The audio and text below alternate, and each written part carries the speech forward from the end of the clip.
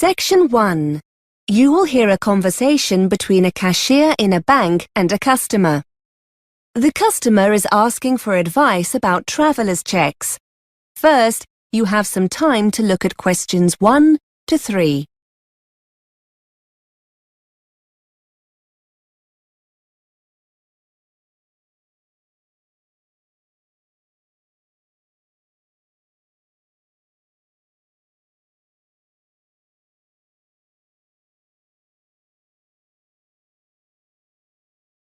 Now we shall begin. You should answer the questions as you listen, because you will not hear the recording a second time. Listen carefully and answer questions 1 to 3. Good morning. How can I help you? Yes, hello. I'm going away on holiday next month and I was wondering if you could give me some advice about traveller's checks. Yes, of course. Where are you off to? Anywhere nice? To France, to Paris for a week. Oh, lovely. So how many checks would you like to order? Well, before I do, are they the best option, traveller's checks? Well, they're certainly safer than taking cash. If they get lost or stolen, they can be replaced, usually within 24 hours. It's a good idea to have a small amount of cash, though, for snacks and taxis, that sort of thing. Yes, that's what I was thinking. What about my credit card? Are there any charges for using it abroad? No, it's debit cards that get charged for ATM withdrawals, not credit cards. And remember, anything you buy with the card might be covered by insurance. So if something you buy turns out to be faulty or... Before you hear more of the conversation, you have some time to look at questions 4 to 10.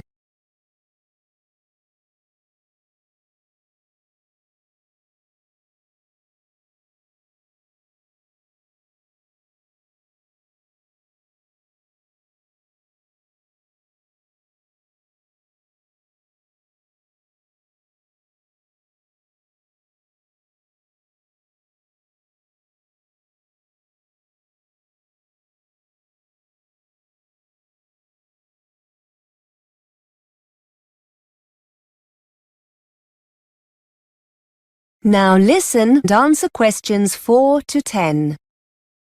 So it's probably a good idea to do all three then. Traveller's checks, credit card, some cash, yes?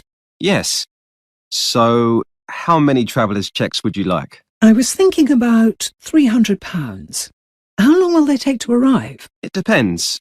If you order before 2:30 between Monday and Thursday, you'll have them the next day by 10 a.m. in the branch. Or if we post them to you, you'll have them by 5 p.m. Oh, but I was hoping I could order them today. That's okay. Orders taken at any time on Saturday will be here in the branch at 10 a.m. on Tuesday, or delivered to your home by Tuesday at 1:30. OK, that's all right. I don't mind waiting until then. Can I order them now? Yes. Have you got an account with us? Yes. Here's my credit card. Thanks. Let's just log in and I can place an order for you. Could you confirm your date of birth? 15th of the 3rd, 1975. What's the commission on the checks, by the way? It's 1.5%. That's pretty standard, I think you'll find. And what happens if I don't spend them all? Will I be able to bring them back? Yes, no problem. We buy them back and there are no additional charges or conditions of return. So, would you like me to go ahead and place an order? Yes, please. Would you be coming in to collect them? I don't think I'll have the chance to come into the branch on Tuesday. Could you send them to my house? No problem. Can I just check your address? 54 Tavistock Road? Yes, that's right. Postcode CB1 3LR? That's it, yes. OK. So that's £300 worth of traveller's checks. Yes, please. Now, what about euros? Would you like to order any? No, thank you.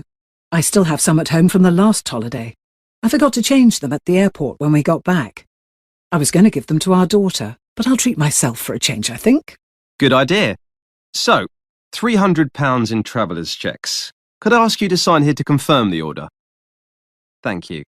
OK, that's done for you. Your checks will be with you by 1:30 Tuesday. Someone will need to be at home to sign for them. Will that be OK? Yes, I'll be at work, but my husband will be in. Is that OK? Yes, that's fine. Have a lovely holiday. That is the end of Section 1. You now have half a minute to check your answers.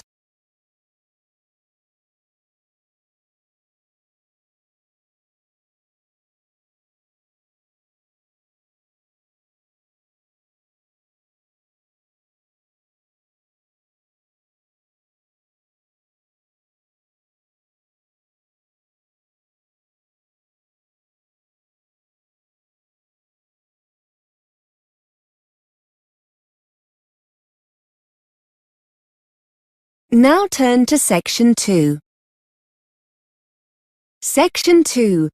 You are going to hear an interview with a student advisor on a podcast.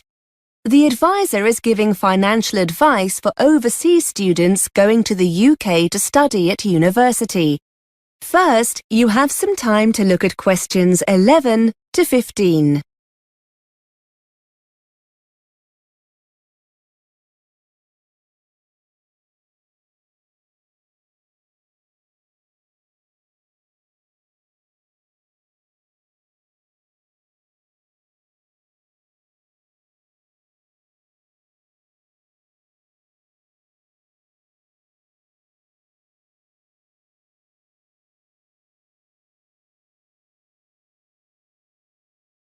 Now listen and answer questions 11 to 15.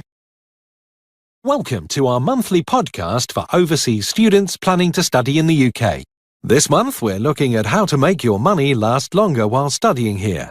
And to help us find some bargains, I have Jenny Lubeck from the Student Union.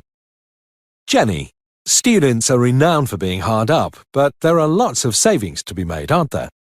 Well, as soon as students start their course at university or college, they'll be able to buy their NUS Extra card. This will enable them to get a wide range of discounts on essentials like books, clothes and eating out. The card only costs about £12 for 1 year, and for about the same amount you can include an ISIC card. The ISIC is an internationally recognised discount card for full-time students. Discount offerings vary and usually include things like travel, guidebooks, music, eating out, that kind of thing. Students are told all about this when they start their studies, but if your listeners want to find out more about these cards before they arrive, I've put some details of websites on the podcast page. Now, travel costs can mount up for students, can't they? I know the ISIC card is useful here, but are there any other things students should be aware of? Understandably, lots of overseas students like to take the opportunity to travel around the country whilst they're in the UK, and for this reason, I'd strongly recommend they invest in a young person's rail card. To be eligible, you need to be between 16 and 25. Mature students over the age of 25 can also apply, so long as they're in full-time education. You can buy a 1-year or 3-year card, and it gives you a third off rail journeys across the UK. The card also gives you access to competitions and things like theatre discounts and holiday offers. At the moment, a 1-year card costs £28 and it's £65 for a 3-year card. Before you hear more of the interview, you have some time to look at questions 16 to 20.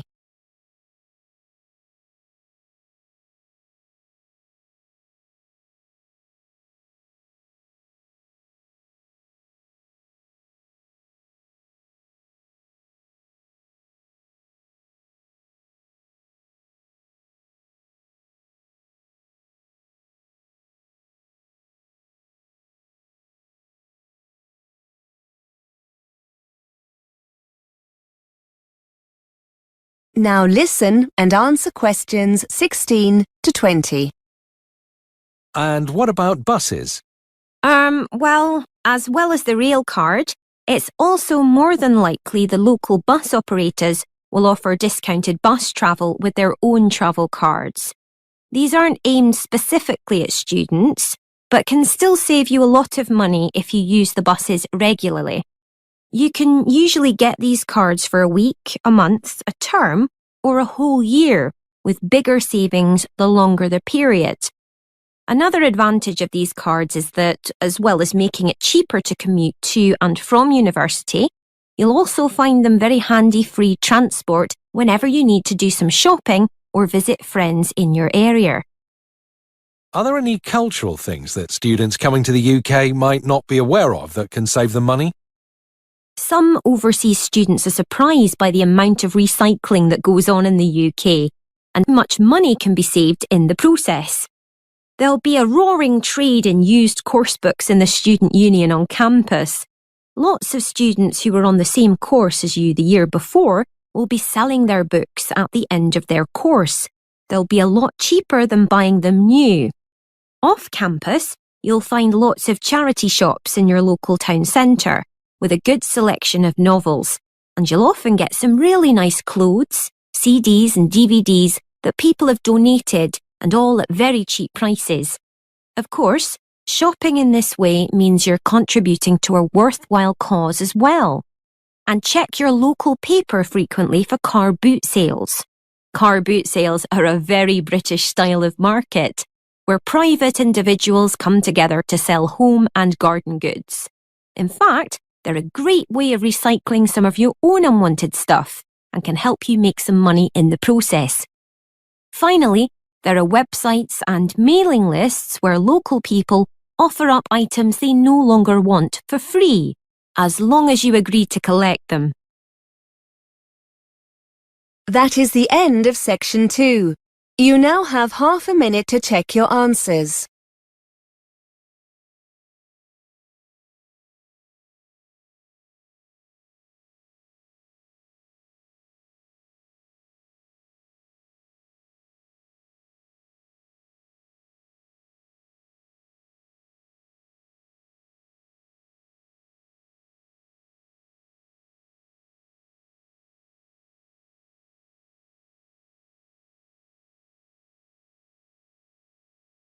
Now turn to section 3. Section 3. You will hear a tutor answering students' questions about using the college intranet. First, you have some time to look at questions 21 to 25.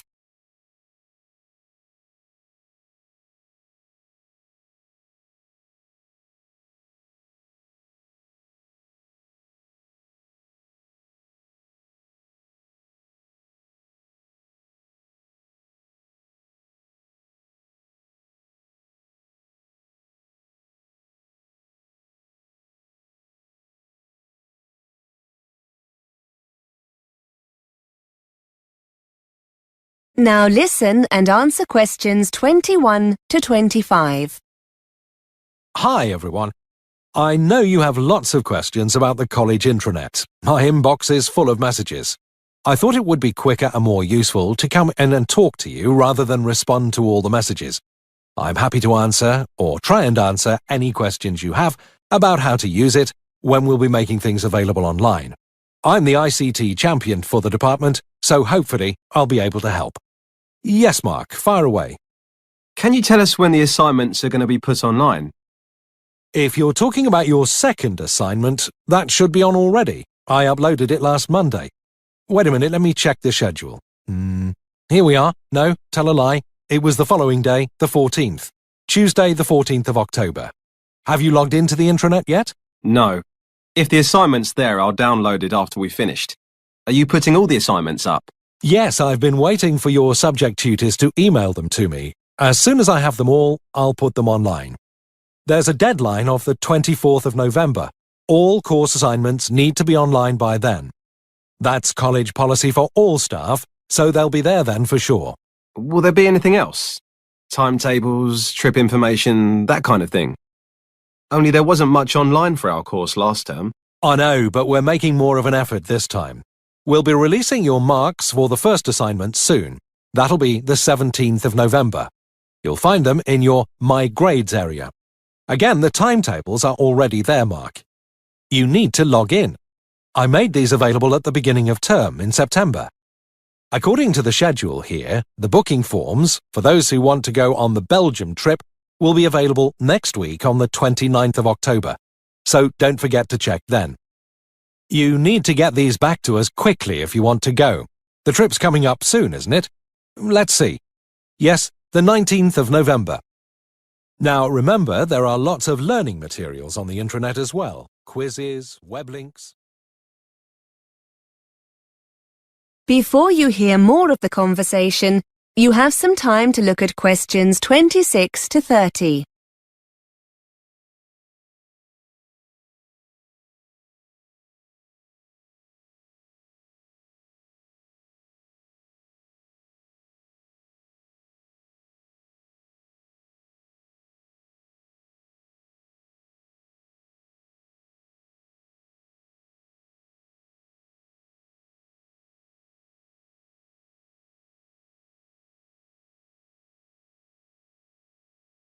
Now listen and answer questions 26 to 30.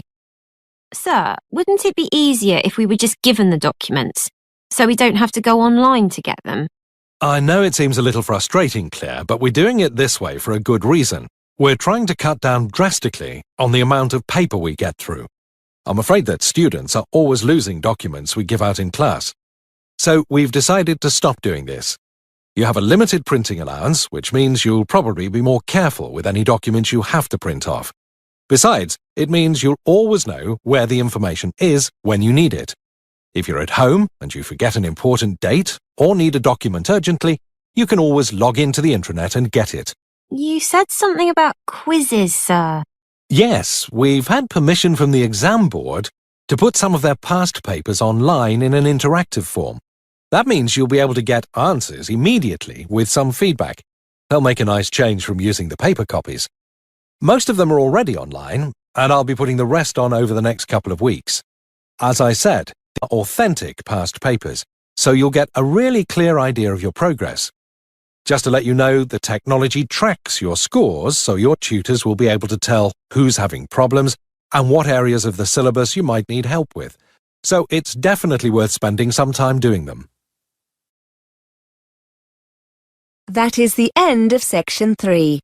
You now have half a minute to check your answers.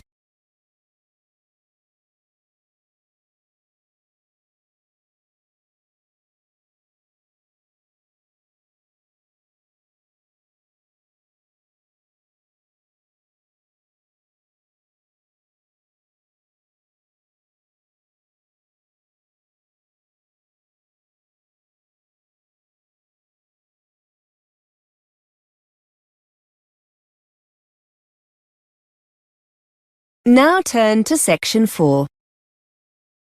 Section 4. You are going to hear a tutor giving a lecture on the subject of obesity. First, you have some time to look at questions 31 to 34.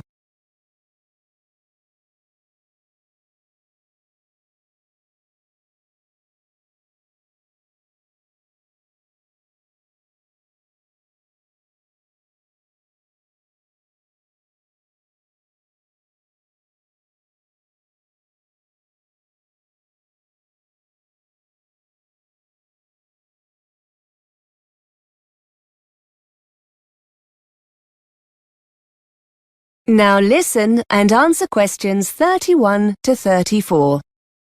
Good afternoon. Today we're continuing our investigation into obesity. We've looked at several factors causing obesity, including lack of exercise and a general sedentary lifestyle, and the role the media plays in promoting the consumption of high-calorific food. In the coming weeks, we'll go on to examine serious eating disorders, such as anorexia nervosa and bulimia nervosa. The decline in formal eating times within the family and the subsequent increase in the degree of snacking that takes place have had a significant effect on obesity. Today, we're going to turn our attention to an example of this, what has been termed emotional hunger or emotional eating, as opposed to the consumption of food to satisfy physical need. Studies have uncovered how our emotional state can lead to us eating more than we physically need. It was originally believed that negative emotions brought on through depression or anxiety were the main cause of this. But it is now acknowledged that positive emotions can have a similar effect on our eating habits. Not everyone is susceptible to emotional eating, and even those who do suffer have highly individual symptoms. However, there are common themes. It seems that people who are already overweight are more susceptible to emotional eating when suffering negative emotions than those who are underweight. Equally, excessive eating of this kind can happen during or after happy events, when larger meals than normal tend to be eaten. Before you hear more of the lecture, you have some time to look at questions 35 to 40.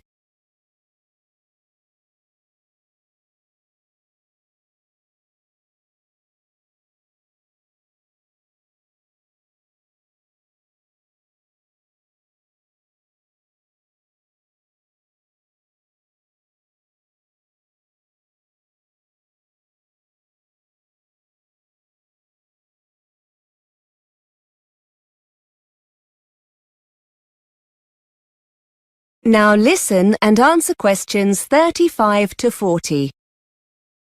So, what are the signs that someone is eating to satisfy an emotional stimulus? Well, there are several differences between emotional and physical hunger. Those experiencing emotional hunger will feel the urge to eat all of a sudden. This compares to the gradual sensation of hunger that occurs with a physical stimulus. Interestingly, and I'm sure many of you will recognize this, when you're eating to satisfy an emotional need for food, the craving will often be for a specific item, like a pizza or something sweet like ice cream. In this kind of situation, nothing else will really satisfy the craving. When the urge to eat is driven by a physical need, you're far less bothered about what you eat. Emotional hunger makes the individual feel the craving must be satisfied immediately by whatever the specific kind of food is. I'm sure we've all experienced that feeling. I must have some chocolate now. In contrast, the need to satisfy sensations of physical hunger seems less urgent. Emotional eaters will carry on eating even when they're full. A person eating to satisfy a physical hunger will be more likely to stop. Finally, and probably not surprisingly, feelings of guilt often follow emotional eating, but not when eating normally. This has serious consequences for those working with patients suffering with obesity. One way to deal with this is to educate sufferers into understanding the different symptoms of physical and emotional hunger, and to try to help them identify the pressure points during a typical day when daily stresses occur. Being conscious of one's